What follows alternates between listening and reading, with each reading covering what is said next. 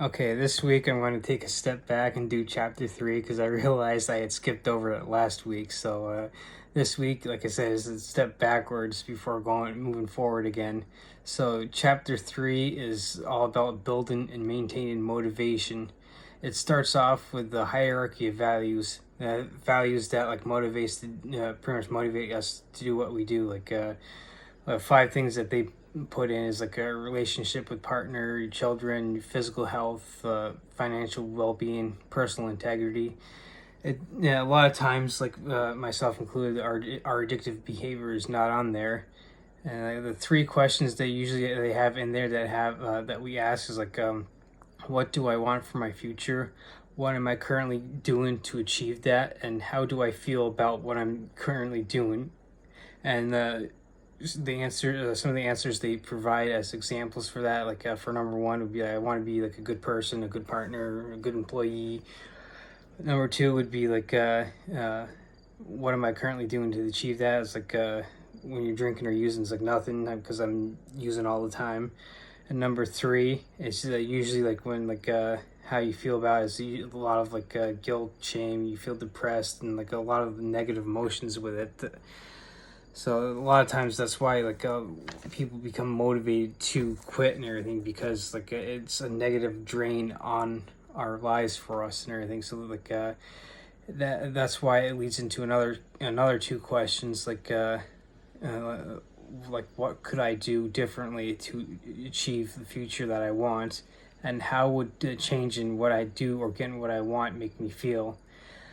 And then it gets into the three question worksheet with the handbook. It actually has over the next few pages, and it actually goes through it gives an example of the three question worksheet on the questions that just asked and everything, and then it gives an actual blank one where you can actually could photocopy it, so you're not actually writing in the handbook, so you could do it over and over again without having to use just the one in the handbook itself and everything.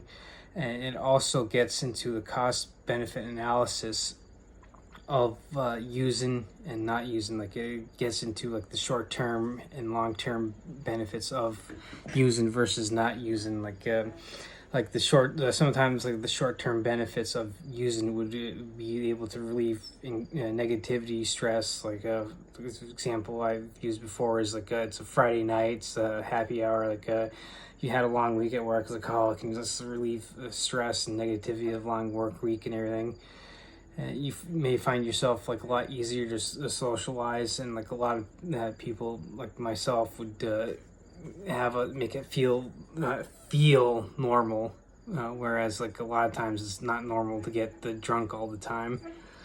Some of the costs for the long term would be with using would be the hangovers that you get, the damaged relationships, and what's quite common among many people that use is possible arrests. You could get into financial troubles, you could lose a job. And you do the same thing, the cost and benefit analysis of not using. So you look at the short-term benefits, the long-term benefits, the short-term costs, and the long-term costs of not using. And a lot of times, especially in my experience, I've noticed over the past several years that with not using, things tend to work out a lot better by not using. And Jordan Peterson gets in this too, where you're constantly sacrificing the present for the future, and so that for instance, you're sacrificing the present going to work and everything, so you can get a paycheck, so you can maybe get a better car, or you can get you can pay for better food, or and along the lines of, you can use that to better your life in the future and everything. And overall, it goes into it has the several different worksheets for the three questions and the cost benefit analysis as well, and it gives examples for both of them along with blank sheets so you can fill it out and everything. And like I said, it would actually be a good idea to actually do a photocopy, so you can do it initially, and then do it maybe do it weekly, or monthly and everything, because things do change as you progress through your sobriety and everything. So this one's going to be relatively short, going over chapter 3, just to kind of take that step back and so I can cover it, because like I said, I realized after posting last week's video I did chapter 4 and then realized that I had skipped over it. So going forward, next week we'll be back on chapter 5, and there's going to be a few chapters that I know is going over that there are going to be a few that are short ones, so I may combine several of the next chapters together to go over them quickly, because one of the chapters is dealing with DSM, and last I knew the DSM-5 came out in 2012, and I'm not 100% sure about this, but from what I've heard is that the DSM is updated every 10 years, so the DSM-6 could be out by now.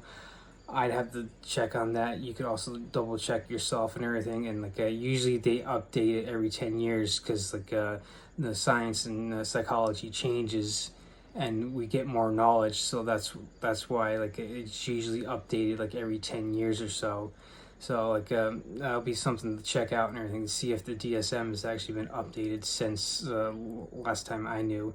And I know before I got sober, I'm one of those people that did get into legal trouble, so that's where my drinking led me. So and I had to go through a psych eval to kind of with using the DSM-5. So part of me is kind of interested to go to kind of go back and everything and see if there's anything that has changed, because first that was a good 8-9 years ago when I did. So I'm like I said, I'm kind of interested to see if there would be anything that could be possibly different and everything, maybe a different diagnosis, because there could be also a different counselor or therapist there that does the actual test and everything. So or it could pretty much be the same thing, and I've just gained different perspective and everything. So I hope going forward people can still get the value out of going over the chapters and everything. And if you haven't yet, definitely get the handbook, because it would definitely be helpful to kind of get a different perspective than your traditional 12-step programs like AA. And like I've mentioned before, this is a 4-point program where there's no steps, and it removes the religion out of it